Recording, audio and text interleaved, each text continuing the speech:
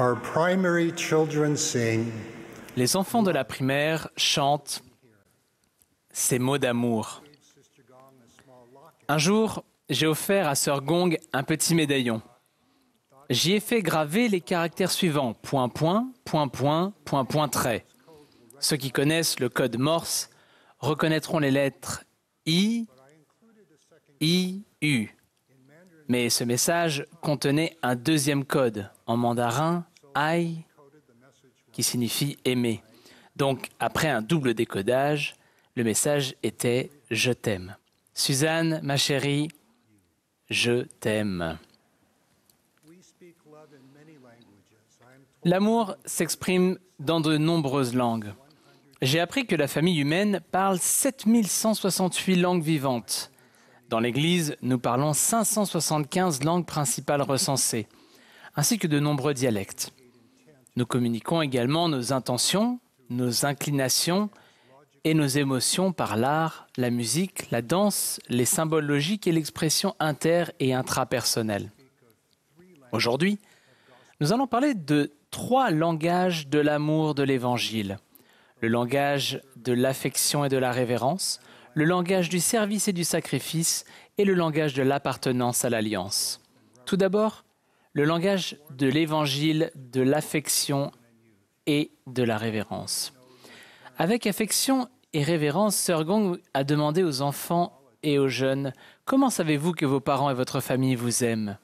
Au Guatemala, les enfants ont répondu « Mes parents travaillent dur pour nourrir notre famille. » En Amérique du Nord, les enfants ont dit « Mes parents me lisent des histoires et me bordent dans mon lit le soir. » En Terre Sainte, les enfants ont dit « Mes parents me protègent. » Au Ghana, en Afrique de l'Ouest, les enfants ont répondu « Mes parents m'aident à atteindre mes objectifs du programme de développement des enfants et des jeunes. » Un enfant a dit « Même si elle est très fatiguée après avoir travaillé toute la journée, ma mère vient jouer dehors avec moi. » Sa mère a pleuré lorsqu'elle a entendu dire combien ses sacrifices quotidiens avaient d'importance. Une jeune fille a déclaré « Même si ma mère et moi ne sommes pas toujours d'accord, je lui fais confiance. » Cette mère a également pleuré. Parfois, nous avons besoin de savoir que nos paroles d'amour sont entendues et appréciées.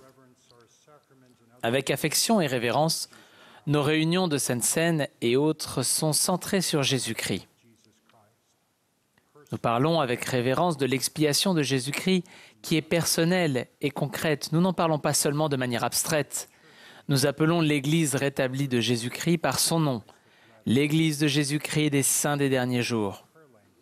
Nous employons un langage révérencieux lorsque nous nous adressons en prière à notre Père céleste et faisons preuve d'un respect affectueux lorsque nous nous parlons les uns aux autres. Lorsque nous reconnaissons Jésus-Christ au cœur des alliances du Temple, nous parlons moins d'aller au Temple et davantage de venir à Jésus-Christ dans la maison du Seigneur. Chaque alliance nous souffle ces mots d'amour. Les nouveaux membres disent souvent que le vocabulaire de l'Église nécessite un décodage. En effet, un bâtiment de pieux pourrait désigner un bâtiment construit avec des piquets. Le collège des anciens pourrait faire allusion à une école réservée aux personnes âgées et les exercices d'ouverture pourraient indiquer des étirements à faire sur le parking de l'église. Aussi, soyons compréhensifs et bienveillants, tandis que nous apprenons ensemble les langages de l'amour. Une nouvelle convertie s'est vue dire à l'église que ses jupes étaient trop courtes. Au lieu de se vexer, elle a répondu « Mon cœur a été converti. Je vous prie de patienter jusqu'à ce que mes jupes rattrapent leur retard. » Les mots que nous employons peuvent nous rapprocher ou nous éloigner d'autres chrétiens et amis.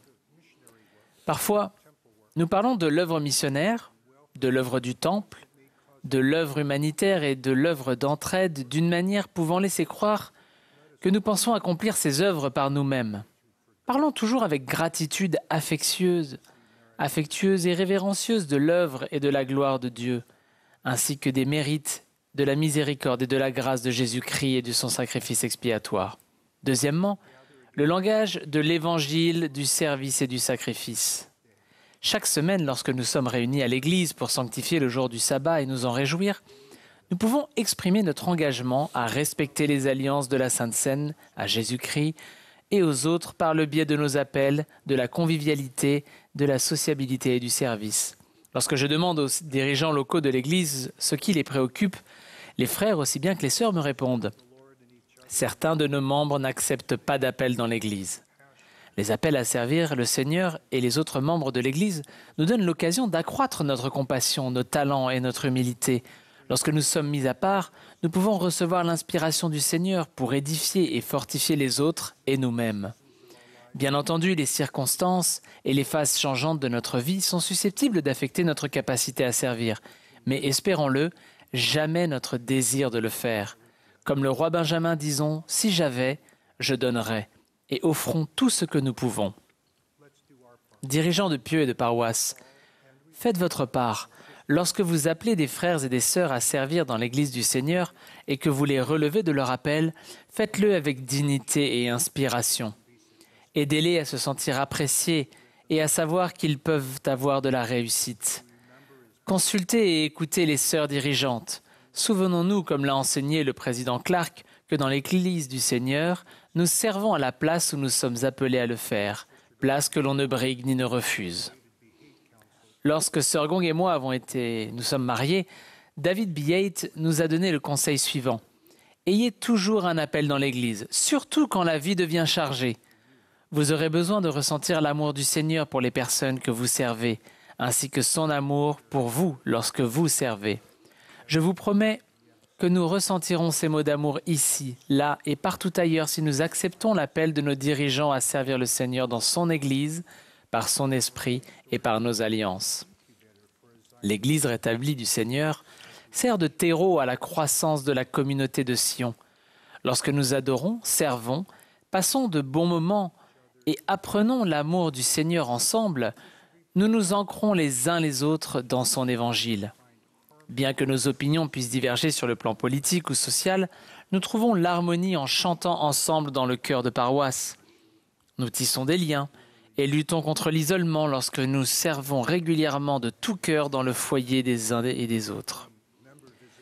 Quand je rends visite aux membres avec les présidents de pieux, je ressens leur profond amour pour les autres, quelle que soit leur situation personnelle. Alors que nous passions devant les maisons des membres de son pieux, un président de pieux m'a dit que le service dans l'Église est un privilège qui implique souvent des sacrifices, que nous vivions dans une maison avec une piscine ou dans une maison dont le sol est en terre. Cependant, a-t-il observé avec sagesse, lorsque nous servons et faisons des sacrifices ensemble dans l'Évangile, nous voyons moins les défauts des autres et nous éprouvons davantage de paix. Lorsque nous le lui permettons, Jésus-Christ nous aide à prononcer ces mots d'amour. Cet été, notre famille a rencontré de merveilleux membres de l'Église et amis à Loughborough et à Oxford en Angleterre. Ces rencontres enrichissantes m'ont rappelé à quel point les activités sociales et de service de la paroisse nous permettent de tisser des liens nouveaux et durables dans l'Évangile. Depuis un certain temps, j'ai le sentiment que quelques activités de paroisse supplémentaires, bien évidemment axées sur l'Évangile, pourraient renforcer les sentiments d'unité et d'appartenance dans beaucoup d'assemblées de l'Église. Un président et un comité d'activités de paroisse inspirés sont une source de force pour les personnes et pour la communauté des saints. Les activités bien planifiées permettent à chacun de se sentir valorisé, inclus et invité à jouer un rôle utile. Ces activités permettent de rassembler des personnes de tout âge et milieu social, de créer des souvenirs durables et ne coûtent que très peu, voire pas du tout d'argent. Les activités plaisantes centrées sur l'Évangile favorisent également la participation de voisins et d'amis. La sociabilité et le service vont souvent de pair. Les jeunes adultes savent que pour vraiment connaître quelqu'un, il suffit de se tenir à ses côtés sur une échelle et de peindre avec lui dans le cadre d'un projet de service. Bien sûr, aucun individu ni foyer n'est parfait. Nous avons tous besoin d'aide pour mieux exprimer ces mots d'amour. L'amour parfait bannit toute crainte. La foi, le service et le sacrifice nous permettent de nous dépasser et de nous rapprocher de notre Sauveur. Plus notre service et notre sacrifice en Jésus-Christ seront compatissants, fidèles et désintéressés, plus nous serons à même de commencer à comprendre sa compassion et sa grâce expiatoire infinie et éternelle à notre égard. Ceci nous amène au langage de l'évangile de l'appartenance à l'alliance. Nous vivons dans un monde où règne l'égocentrisme. L'expression « je fais ce que je veux » est devenue trop courante. Il semble que nous soyons persuadés de savoir ce qu'il y a de mieux pour nous et comment y parvenir. Mais en fin de compte, ce n'est pas vrai. Jésus-Christ incarne cette puissante vérité intemporelle. Car celui qui voudra sauver sa vie la perdra. Mais celui qui la perdra à cause de moi la trouvera. Et que servirait-il à un homme ou à une femme de gagner tout le monde s'il ou elle perdait son âme? Jésus-Christ offre un meilleur chemin, des relations fondées sur des alliances divines, plus fortes que les liens de la mort. L'appartenance à l'alliance avec Dieu et d'autres personnes peut guérir et sanctifier nos relations les plus chères.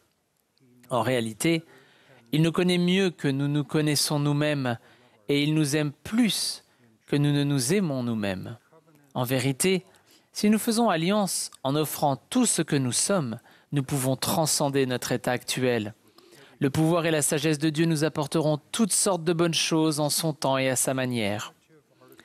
L'intelligence artificielle générative, l'IA, a fait de grands progrès dans le domaine de la traduction des langues.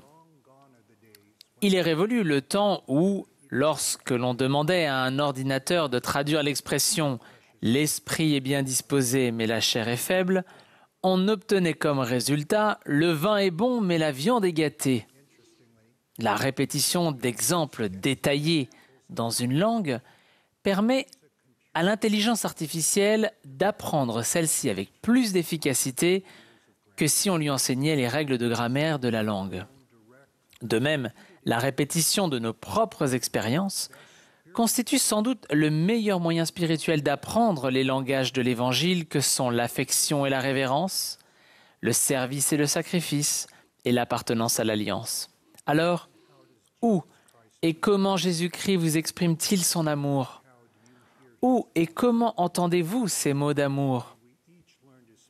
Puissions-nous apprendre et exprimer et à entendre ces mots d'amour dans notre cœur et notre foyer, dans nos appels, nos activités, notre service pastoral et notre service en général. Dans le plan de Dieu, nous passerons tous un jour de cette vie à la vie suivante. Lorsque nous rencontrerons le Seigneur, je l'imagine dire avec des paroles d'instruction et de promesses « Reçois mes mots d'amour ». Au nom sacré de Jésus-Christ, Amen.